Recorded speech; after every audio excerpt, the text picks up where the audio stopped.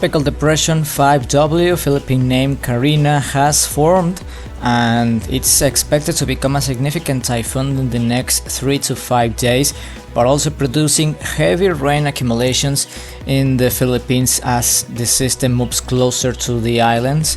But so far it's organizing with a position at 15.2 degrees north, 128.8 degrees east, and it's looking healthy so far. It's expected to battle with some wind shear, but from that the conditions in the atmosphere and also in the ocean are perfect to this system to become a really strong system, possibly affecting Taiwan in the next days. So it's going to be a really interesting storm to follow up, of course. So far has sustained winds of 35 miles per hour with a pressure of 1003 millibars. That's the latest at 8 hours local time in the Philippines, which is 0 hours UTC on July the 20th. As you can see on the satellite imagery, the system has already a good banding feature, a low level circulation, a really defined well circulation as well, and it's not that big, but it's expected to become more bigger as it gets stronger too. So it's going to be a really interesting system to track. But of course, Philippines has been dealing with a lot of rain since another depression has formed in the South China Sea, which is Butchoy, or the Tropical Depression 4W, if my pronunciation is correct with the Philippine name. But returning back to 5W, as you can see on this track forecast, the Joint Typhoon Warning Center is expecting that this system could struggle a little bit to intensify in the next 2 or 3 days as it moves more northwards. Practically Philippines missing out the cone of uncertainty, but some islands and the northern tip of the Philippines just barely inside of the cone of uncertainty, and then moving more to the north, possibly reaching some Japanese islands as a strong typhoon, possibly category 2 typhoon, strong category 2, or maybe category 3 typhoon. But well, we remember, if you take a closer look at the Western Pacific Basin, that these kind of storms tend to intensify quite quickly and quite unexpectedly as well. So I mean, we can't rule out that, but of course the conditions in the atmosphere are not going to be particularly good in the next days, but then it's going to be substantially good, or the conditions are going to improve very fast in the next days, and then it's when the system is going to intensify, possibly by the first days of the next week. So it's going to be a really important scenario to take for the island of Taiwan, since the system is expected to move very close to that island.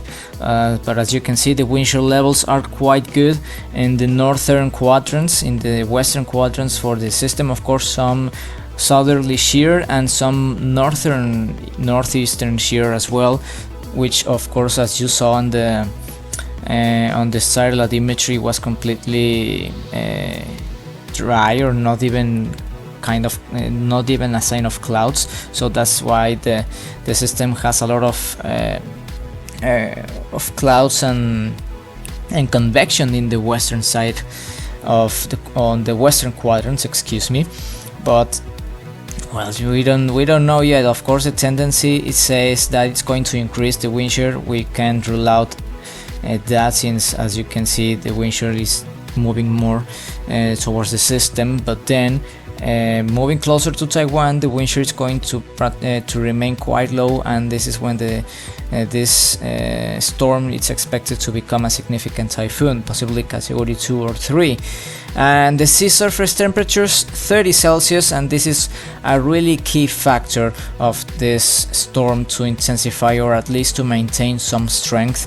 And of course 31-32 Celsius, extremely high temperatures, a lot of humidity, a lot of vapor emerging from the oceans, which is a very good fuel, a good energy for the system to intensify and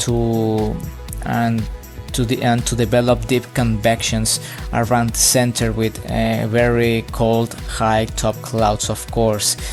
And the GFS models, this is the prediction of what this model is predicting, and as you can see, it's expected to stall a little bit, moving to the west northwest or to the northwest. A lot of rainfall accumulations are expected to the Philippines, and at least in the northern part of the Philippines, in the next 3 to 5 days. But then take a closer look, and the next three after the 3-day period, the system substantially intensifies as it gets closer to Taiwan, and possibly this GFS model also predicting that it's going to be at least a category 3 or maybe a category 4 typhoon.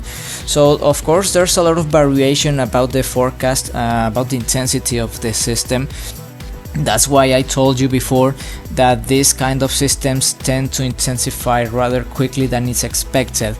And of course we can't rule out once this type of intensification, once the wind shear gets lower and of course weakens to make the system stronger as the atmospheric conditions get better, and of course the oceanic conditions are extremely favorable to maintain and to produce a severe and significant typhoon. From that we don't know really what is going to happen, but so far we can guess that it's going to get closer to China as well, possibly in a very high populated areas nearly Shanghai. As you can see, the storm is getting closer on this particular location, but it's too early yet to say that it's going to actually happen. But of course this is a tendency. Still, Taiwan is going to expect thunderstorm conditions, heavy rainfall conditions, possibly cyclonic conditions as well, possibly tropical storm conditions in the next days. And this is the graphic, the multimodal diagnostics. Gradual intensification expected, not really a sign of weakening, but of course gradual intensification expected, more substantial after the 3-day period. Possibly by Monday we are going to expect a significant intensification rate from a tropical storm to a category 2 or category 3 typhoon possibly. And the wind shear, it's going to be a key factor to determine how strong or how weak the system is going to be.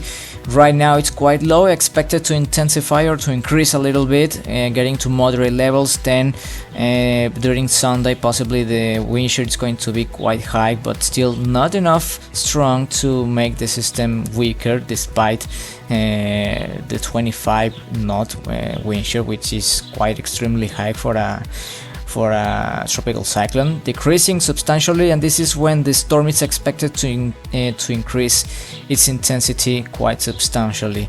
And then the sea surface temperatures 31 Celsius and the humidity over 80%, extremely high humidity levels, and this is also a good good sign of the storm to intensify, a good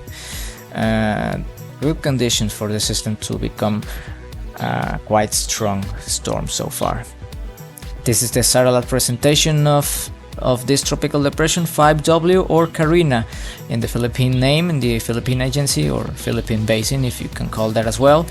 Looking extremely healthy, looking quite good as well, and it's trying to organize, and of course let's see what happens in the next hours.